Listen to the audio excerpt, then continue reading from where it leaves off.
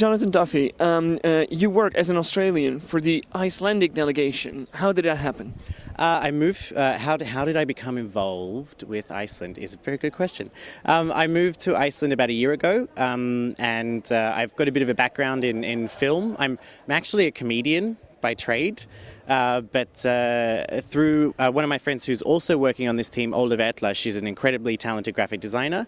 She told me about this project, and through her I met Greta. She played me the song, she told me what she wanted to do, and asked if I wanted to be a member of the team, and that's kind of how I signed on. And we've been working on this since November last year. And so you were the one then who designed the whole visuals behind it, the screens and stuff, which became really famous? So that's actually two people. So there's myself and there's Olaf. So Olaf she's an amazing graphic designer, and she has incredible skills with special effects and After Effects stuff. My role, the way I would describe this is all the elements that come into this. If they were ingredients in a meal, I'm the chef. So Olaf does her amazing thing, and then we put it into the editing program, and then make this hand go here and this one go there, and set it to the music and add smoke, and yeah. So it's her and I together do this. What was your main idea when you started working on this project? Well, Greta actually always wanted to work with shadows. From the moment she came in, and I mean, from the moment I first met her, she actually had a Pinterest board with different shadow images she'd seen around that she really liked. She wanted it to be something interactive. She wanted to make sure that the shadows were kind of pushing her around to sort of symbolize the struggle that we have with, the negative voices we hear all the time. But I guess from there, what we kind of did it in a very organic way. So initially we went into a studio, and we just had one camera, and we started actually with Greta. So we started with her and just got her to move around to her own music, and kind of explore what kind of shadows we could make. And then we got Ásgeir, the choreographer, to come in, and we after a while we kind of knew what points we wanted things to make. So we came up with a storyboard, and a lot of people don't realize this, but they're not actually shadows. They're images of real things, and we turned them into shadows. So and every single member of our team, so there's 4 of us, is in that video somewhere. How much time altogether did you spend on this creation? Okay, well, 1,000,001 hours. It's been crazy actually, because it's had so many reincarnations. And I mean, one thing about all 4 of us working in this team is we always want it to be the best it can be. So it's a bit like painting a picture. You don't know when it's finished. You don't know when it's done. I'm so happy with what we saw in there today, and I know that we won't be changing anything from here.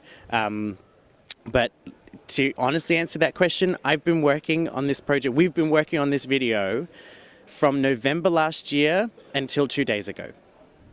And what was the main things that you needed to change here on the last minute? Because we spoke to Greta after her first rehearsal, and she said there's still some work to be done. Yeah, so a lot of that stuff was more about dealing with the technical differences between going from one venue to coming to, this is a huge arena, and things like that will happen when you're coming into, even in a theatre that you've never been in before. Some of your content might not be the right size, it might not work, necessarily in that space with that lighting. So the other thing is what we saw the other day wasn't necessarily, the floor graphics, they weren't really our ones. So we some of that stuff hadn't been put in yet, because it was still bumping in. We were still, working out the marks and that kind of stuff. So in the last couple of days, we added what you would say is like finer finishing touches. And we always work on this as 4 people. So there's Olaf and I who are doing the technical things, and coming up with ideas, and then we always have Greta's input with us as well, and Ásgeir, the choreographer, and we actually make all the decisions as a team. And what was the main reason for you to change? Compared to the national final, there's less of the screens behind her, and she's also now in the second verse filmed with just her. What was the main reason to cut down on the techniques made? So are you saying that in the second verse how we focus more on her? And not so much the shadows behind her. I think the part of the reason for that is that the way the song builds. I mean, we focus more on the outer at the end, and one of the things I think you can get into a little bit of trouble with in an arena this size is focusing on the big space too much. Because the other thing is, this is a really personal song, and she's got an amazing stage presence. And when she looks at you while she sings, I think she just sends like so much stage presence. And if we just focused on the outer all the time in this performance, I think we'd lose so much of that. Wouldn't you agree? I think I would. Yeah, I like the version as it was right here, and also because of the shot making is a bit different. We see you get a really personal idea of who she is, which we don't get with all the performances here. So no, and that's one of the things that I think I'm so happy about with this performance is, I mean, if you're comparing to like Baku as well, I think she's such an experienced performer now, and she's this strong, powerful woman. What she lacks in height, she makes up for in everything else. She's just like a powerhouse. She never stops working. She's so passionate about this message. And I think if we focused on, just being out and seeing just the screen and this little figure in front of the screen, you'd lose all of that. So one last thing, you've you are from Australia, and we've all know that and Eurovision enthusiasm in Australia is huge.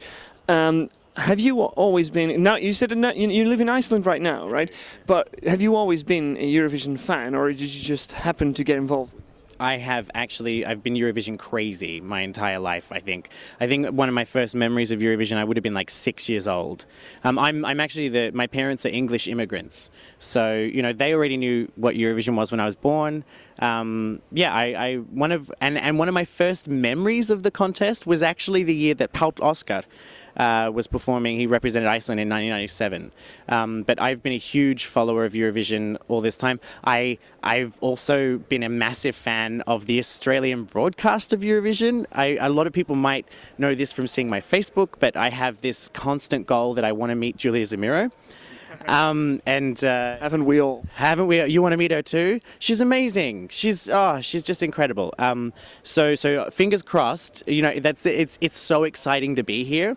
But to be honest with you, I'm more excited about meeting her.